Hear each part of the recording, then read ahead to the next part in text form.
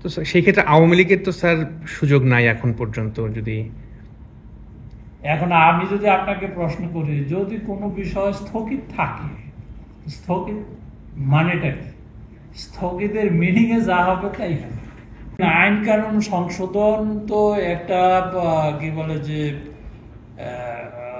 সব সময় থাকে, কিন্তু কথা হচ্ছে যে এই মুহূর্তে নির্বাচন কমিশন মনে করে না যে আরপিও সংশোধনের আর কোনো বিষয় আমাদের কাছে পেন্ডিং আছে।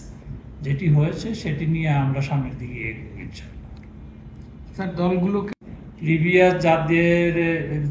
প্রিভিয়াস বলতে এই মুহূর্তে যাদের নিবন্ধন আছে তাদের যদি নিজেদের কোনো জটিলতা না থাকে উইদিন পার্টি, তাদের নিজেদের যদি কোনো সমস্যা থাকে, এটা তো তাদের বিষয়, কিন্তু এছাড়া তো নির্বাচন কমিশন মনে করেন না যে পারবে। এখন পর্যন্ত আমরা তো ওইভাবে এক্সারসাইজ করি নাই। এই যে আমাদের সংলাপ শুরু হবে, এই সংলাপ শেষে আমরা এগুলো নিয়ে চিন্তা ভাবনা করব এবং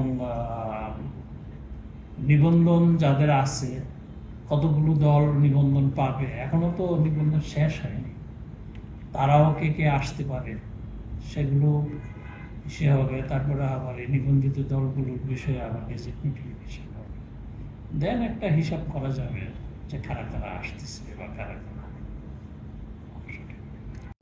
আসন্ন ত্রয়োদশ জাতীয় সংসদ নির্বাচন অবাধ, সুষ্ঠু এবং নিরপেক্ষ করার জন্য নির্বাচন কমিশন যা যা করা প্রয়োজন প্রত্যেকটা কাজই করবে। তো ইতিমধ্যে আপনারা দেখেছেন এই যে বিভিন্ন কি বলে যে পোস্টে পদায়ন, বদলি, এগুলো শুরু হয়েছে এবং এটি আমরা ইলেকশনের আগে এগুলো কি বলে যে যেখানে যে সমস্যা আছে এই সমস্যাগুলো আমরা অ্যাড্রেস করব এবং সরকারও এই কাজটি করছে। আচ্ছা, আরপিও নির্বাচনের জন্য ম্যান্ডেটরি হচ্ছে তার রেজিস্ট্রেশন দলীয়ভাবে, তার প্রতীক, ঠিক আছে।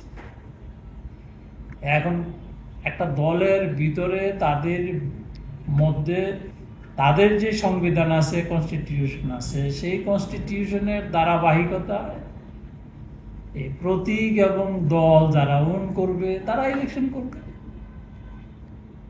তো সেই ক্ষেত্রে আওয়ামী লীগের তো স্যার সুযোগ নাই এখন পর্যন্ত। যদি এখন আমি যদি আপনাকে প্রশ্ন করি, যদি কোনো বিষয় স্থগিত থাকে, স্থগিত মানেটা কি?